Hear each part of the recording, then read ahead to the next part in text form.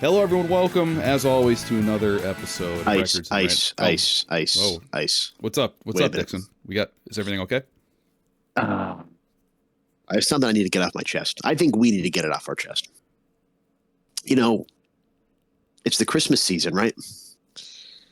And looking back on this past year, we've had some moments where we might have been a little harsh on certain artists. And I think maybe we should reassess going forward in this episode. You know what? I have to agree with you. I think it's time we turn over a new leaf. It's the holidays. We have to. Yes, it's a new year. It's a new approaching. Maybe a new year approaching. Maybe it's a new us happening. So before we get into all this turning of the new leaf, we have to bring back an old favorite. It's our comment of the week with Ice and Dixon. I heard we got a good one. So yeah, we actually did. We did. So we talked about Billboard's the list Billboard released of the 25 greatest artists or the best artists or whatever it was of the 21st century, and there was a little bit of controversy there because Beyonce got the top spot. And comment on this video kind of started the comments flowing on this video. It was a little heated in the comment section. This is from Carl C. Cobo. I'm assuming Carl C. Carlcobo. Beyonce is more talented than Taylor. It's very simple. It's not, quote, all of a sudden. She's been a star since she was 16. She's a star-rated vocalist and the best performer of our generation. Also, you mentioned TikTok conspiracy theories as if they are true. Taylor just has numbers, but Beyonce reinvents her sound and has been killing it consistently. Hope this helps. Green checkmark emoji. Interesting, right? That is interesting. I did read that, and I think it was followed up. Wasn't there some back and forth from people? There was a little bit of a fight in the comments. Yes, there was a lot of Team Taylor versus Team Beyonce. Somebody mentioned that it's much better than Beyonce, all these kind of things. But I think that Carl Cobo, if this is that person, makes a good point, and that the fact that I think that's where her top spot on the list comes from. Maybe it's that constant reinvention or that pushing the envelope that Beyonce brings to the table. Whereas if you pick up any Taylor Swift album, you're probably going to get Taylor Swift, right? Exactly. I think we kind of went back and forth on this before. Yeah. I think I might have actually flipped my original opinion on this because I think I said I think I kind of agree with the comments saying that Beyonce is the top spot because she has more of an influence on the music industry rather than just her audience. It's just like Taylor has the numbers, like they said, influences the audience. Yeah. But you have Beyonce who has influence on pretty much everything else. So I understand what they're saying. Well, there you go. So there it is. So yeah. So hey, those were actually really good comments in there. So keep them coming. So we love to see that. Absolutely. So that was our comment of the week with Ice and Dixon. Now, Dixon, you were talking about this new leaf business. Yeah, about this. Yeah, let's get to this new leaf BS we're talking about. Go ahead. We're of course talking about, and it's kind of funny how this came up, but we're talking about Taylor Swift's Christmas Tree Farm. And this was unbeknownst to me, but it's also Dixon's favorite. One of his favorite Christmas songs, as is mine as well. And I had no idea. I had no idea that you actually enjoyed this song. I was almost afraid to tell you. I felt like the same. I felt the same thing there for a minute, and because we had discussed this, I think it was immediately after one of our past shows, and we had mentioned how. Because it was kind of the same setup for the Bob Dylan album we talked about, his Christmas album, that you were, I think, listening to Taylor Swift's Christmas Farm in the car and said, wow, I really like this Christmas song. I don't think you really, maybe it registered or what it was, that it was a Taylor Swift song, right? It didn't click. Yeah. But that is just incredible. I know. It turns out it is, and it's one of my favorite songs, and I find that pretty interesting. And the whole reason that we're calling this turning over whole new leaf, in case people don't understand, is that we've said some things about Taylor in the past. We might have been a little harsh. We might have been a little critical, but you know what? I have to say this, Dixon, and I think you'll absolutely agree with me. We're the only people that are doing that. We're only people willing to go out and actually not even attack her, just criticize her music and what she's doing in the industry. We're the only people that are going to do it with a unbiased opinion. We even said how much we liked. What was that? I always forget the album. Midnight Society. Midnights. Yeah, Midnights. Midnights. Yeah. I keep getting the two mixed up, and I mash together. It's just Midnights. Okay. But we talked about how much we love that song. We thought that was a very like mature, more evolved Taylor, and it wasn't all the same, and it was interesting. It was interesting, right? And then she kind of went back, in our opinion, to her old stuff, and it was just 32 songs of the same thing. So that's why it was nice, and we didn't even talk about this. This wasn't even a planned out thing. It just said we really like this song. We like Christmas Tree Farm by Taylor Swift, and it just came up organically. Yes, for sure. And you're absolutely right. And I love how we always point to the fact that we like Midnights as our defense, but we're fair and balanced. And I thought what's interesting is going back to your point about Taylor's influence on the audience, on the fans, on the numbers. The song Christmas Tree Farm by Taylor Swift has a incredibly detailed Wikipedia page just for that song.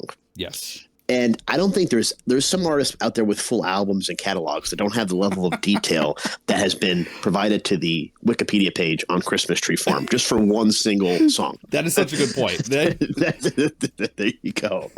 And now these are some surprising things right off the bat for me. The songwriting credit is exclusively to Taylor Swift. She has been credited as a producer of this song as well. She recorded it in London. Mm-hmm. And some of the critics said, this is kind of a retropulsion to some of her country roots on this song. And the critics out there immediately said this is a very catchy, good Christmas song. And it also flew up the Billboard chart. No surprise there. And she also wrote and directed the music video that goes along with it. And I guess I've seen snippets of the video, but I guess it's part of her childhood and clips of that. And the single cover is her and a dog and on the farm. But nonetheless, and let's just back this up as well. From what I understand, according to the Tortured Poets Department or Society or whatever it's called, you couldn't imagine the hell she grew up in. You wouldn't last a minute in the Christmas tree farm she grew up on. The 11-acre Christmas tree farm. Oh, very good point. Very good point.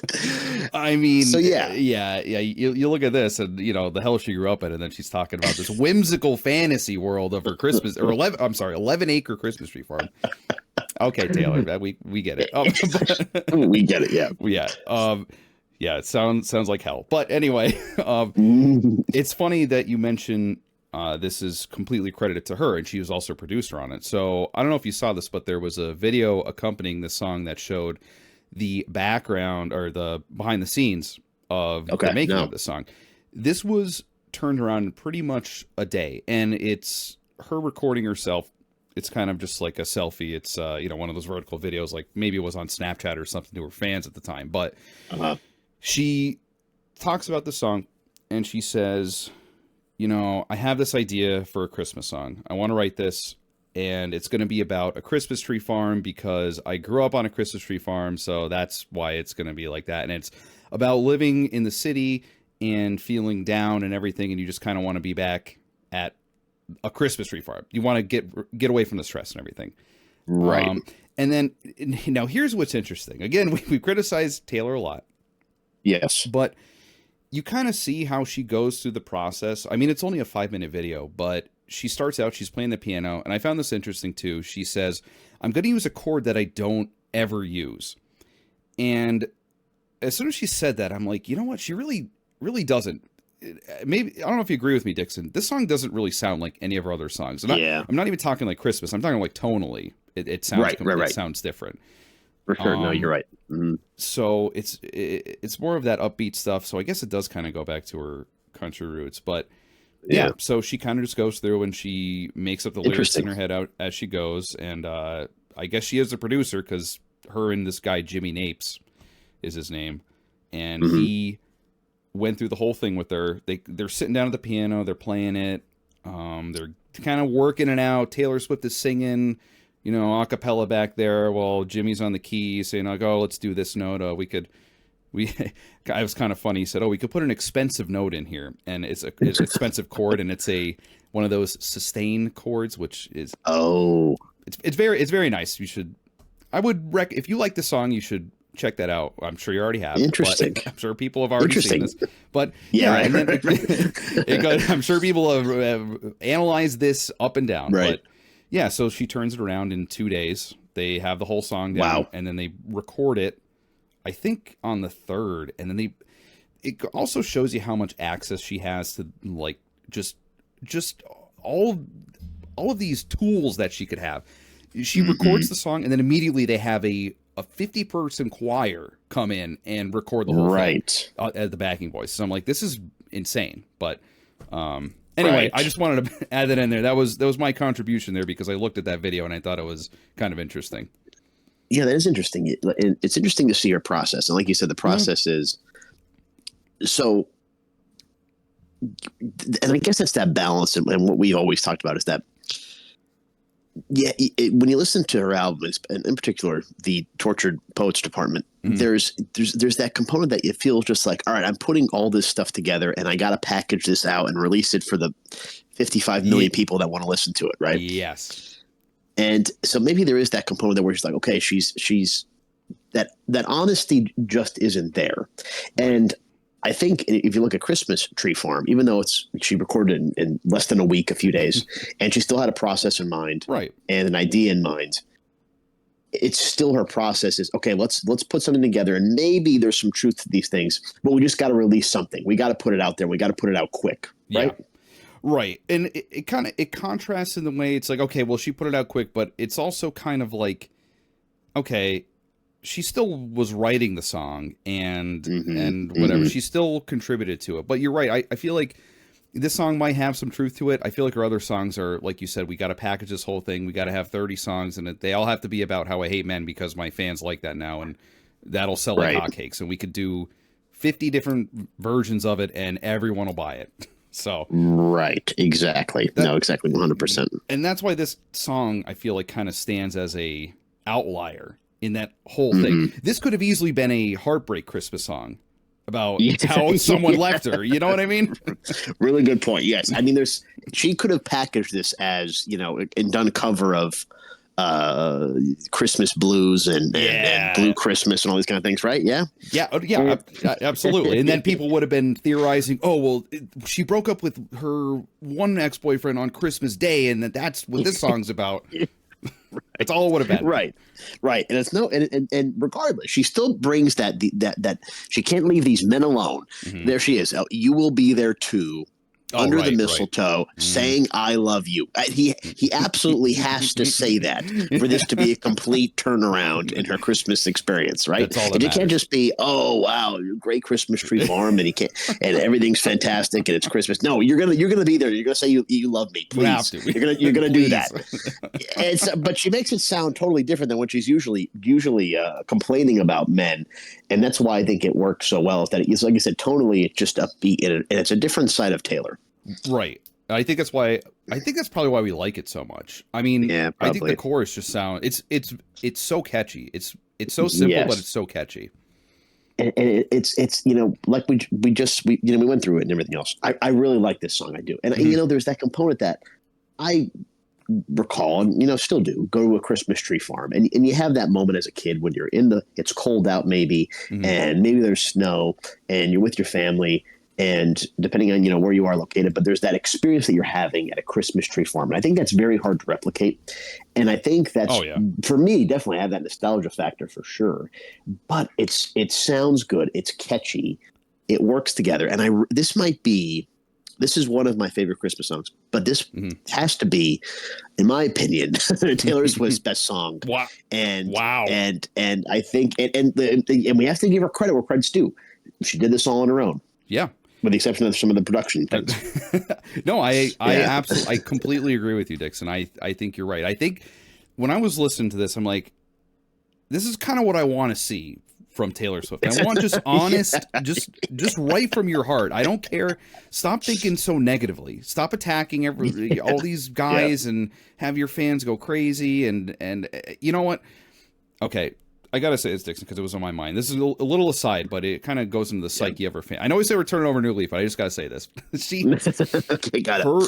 She has cultivated an audience that is always on the defense for her, because she is always on the defense, going back at the guys that broke her heart. So her audience is just constantly trying to approve of Taylor Swift, or just, you know, try to bring credence to whatever she does. Now, the reason I brought this up, you go to that Christmas Tree Farm video. Right. And it's not, oh, this is such a beautiful song, I love to listen to this. Oh, I remember when I went to Christmas Tree Farm with my family. It's no, all of her fans are like, you see, now this is why Taylor could write anything, and she owns all of her songs, and no one else should get credit. And you see how smart she is. She could write a song in a day, and it's amazing. And it's just all like really vitriolic, just attacking someone out there that they think is attacking Taylor Swift. Right. It's frustrating. It's crazy. Really interesting. Yeah. Yeah. I just found that interesting. That is really interesting. They can't even enjoy this simple song, this moment. Yeah, you're right. Everything is a and that's, you know, we talk about this a lot in politics. That's Taylor feeding into these things. Right. And like you said, this is Taylor creating this and everybody's always on the defense all the time. It's so freaking annoying. And I think that's a huge component of her image that she'll never be able to shake, and it's always going to be a negative thing. And that's why we talk about a lot of these things, because of that. Right. It's unfortunate. And you can't help but talk about it, because she is she's the biggest artist that's ever happened, pretty much, ever. Yeah. It's crazy. Who would have thought? What a time to be alive. I know.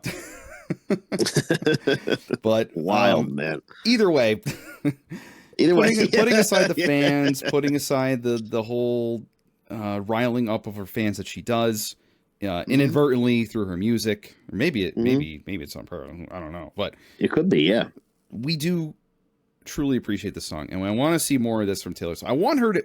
Here's what I want, Dixon. I want her to take the spirit of this song, how she made it. She sat down. She's like, "This is what I just want to write this." There's no underlying guy theme, or I hate this guy, or blah blah blah. Right. It's just, I grew up on a Christmas tree farm and I really liked it, and I want to make a song about how that, you know, it makes me all warm and fuzzy, and it's a good holiday song. I want something like that. That would be nice. I don't know. That's my plea. I'm with you. That's really sums it all up, and that's really good. So the bottom line is, and this is our new leaf, is that, hey, you know what, Taylor, good job. We want more of this. Yes. Not too late. You could right this ship. Please. This was 2019 too. I honestly thought this was going to be like a long time ago. Like, so did I, in the beginning of her career. But yeah, 2019. So relatively. Actually, I guess it was like 5 years ago now, but still relatively recent. It is recent enough that you could, like I said, I was surprised at that too.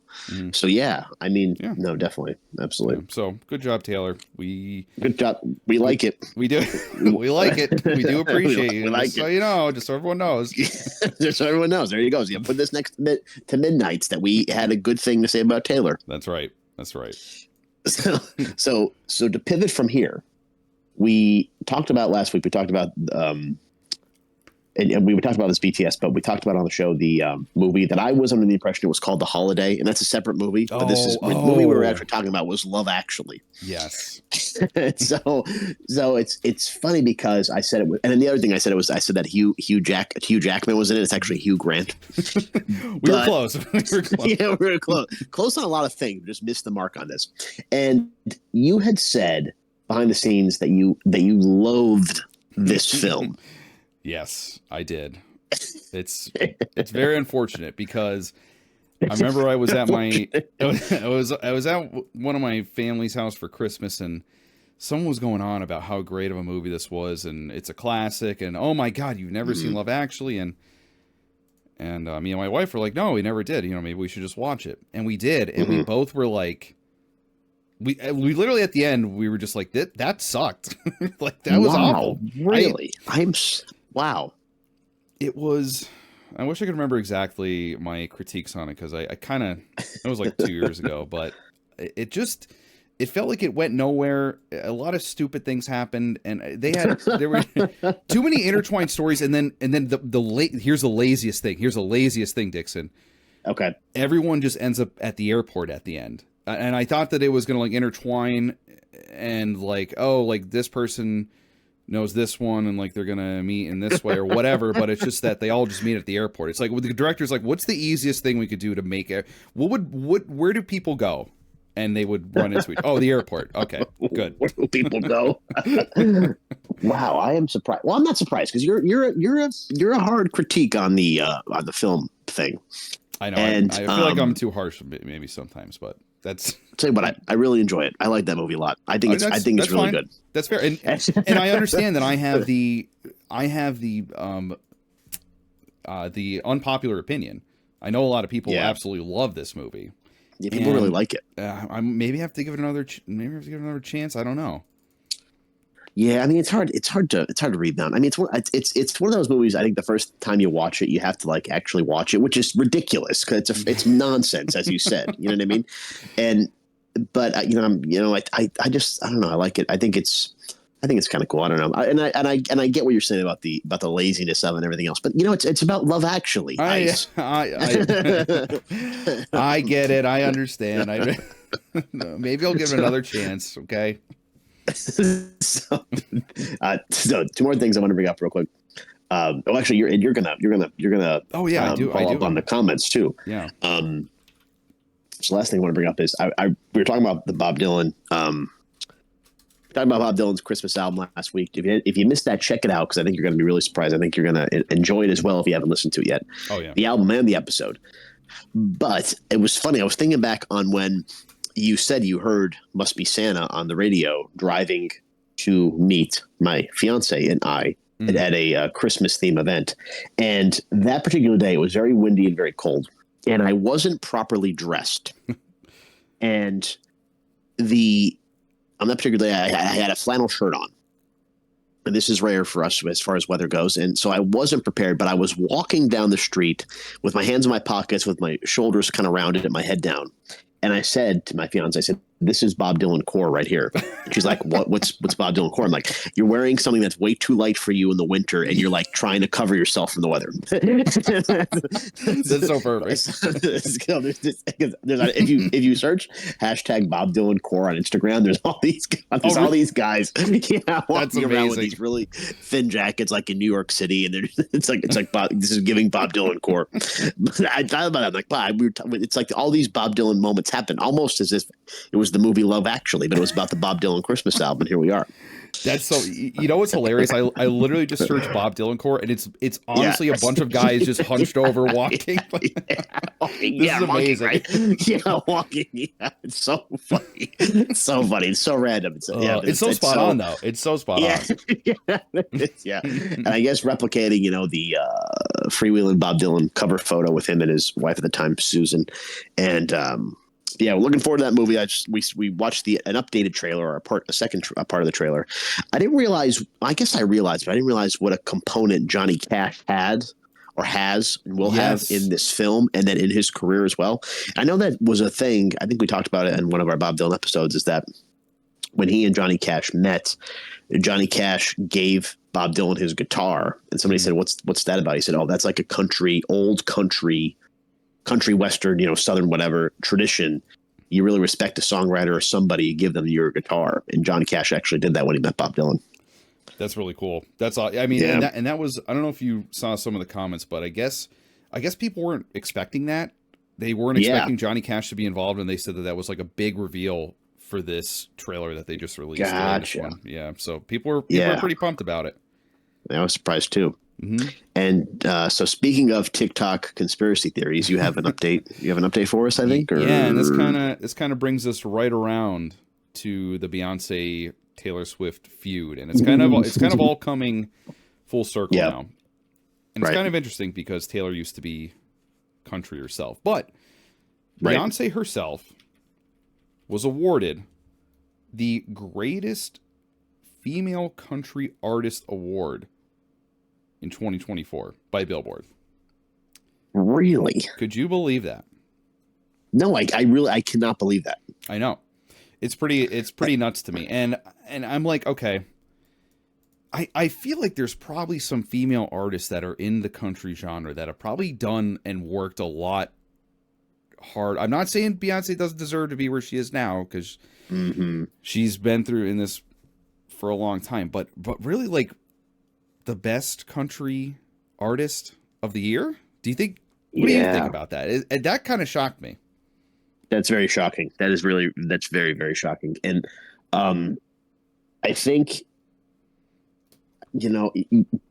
yes, there's strong female country artists, particularly in the last year, that have really evolved. And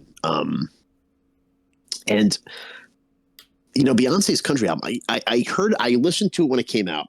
I heard it when it came out, and everybody, and I think we actually talked about a few of the two singles she released when it first came out. And it's actually during the summer or whatever. I think it was actually in May. And we liked those songs. They were good. And I think, we did. And I remember saying that they were, I'm sorry, go ahead. No, I'm saying we did. We really did enjoy them. Yeah. I remember saying, like, this is, and I actually remember saying, these are really good country songs. And these are some of the best country songs that have come out. But that's a huge, I don't know if I necessarily see that being the case. There's a huge difference between best country artists and Beyonce making a good country album.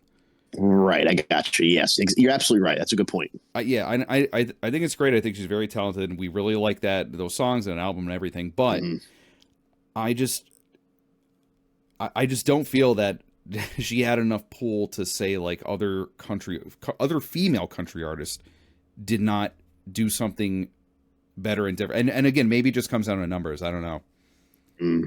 That could be reality too. But yeah, that's a hard sell. I think a little odd to me, but and it's worth mentioning how odd it seems, and maybe there's something else that they're considering, or they're trying to get in Beyonce's good side, or whatever it might be. Could be something nefarious behind there. I know the people are in a lot of trouble lately. She might be trying to keep people quiet, or maybe this is her.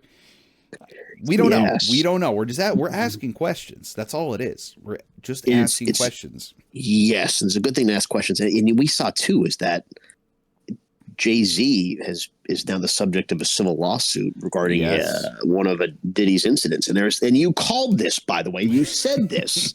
What, 2 weeks ago? You don't trust that Jay-Z is. I think we did. Words. I said him and Beyonce are trouble. They are trouble. That's exactly what you said. Yes. And here we are. And what do you know? Jay-Z, first one. And they said that there's going to be a lot of other people coming down. And interestingly enough, the lawsuit names a quote unquote unnamed female artist. So was it Beyonce with them when all these horrible things were going down? We don't know. And we don't know why she isn't named right now either. Really interesting. That's going to be really interesting to see if that ever sees the light of day. I know who that person might be. It is going to be very interesting. I'm kind of wondering if these things are just going to get swept under the rug with Beyonce's influence and Jay-Z's influence and all this stuff, because they could easily just say, because it's not a criminal suit because it's been so long, they could bring it to civil court, but I don't think anyone's going to get jail time for this, but it's going to come down to what kind of evidence they have, the corroborating evidence, like just, I guess, eyewitnesses that have gone to these parties. But I don't know.